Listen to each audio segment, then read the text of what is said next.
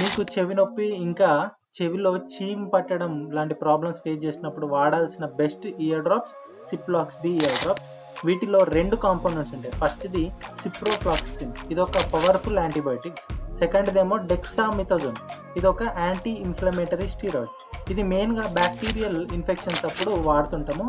Bacterial infections వల్ల మనకు చీము గారడం, తర్వాత నొప్పి రావడం, రెడ్నెస్ అనేది పెరగడం లాంటి ప్రాబ్లమ్స్ మనమైతే ఫేస్ చేస్తుంటాం.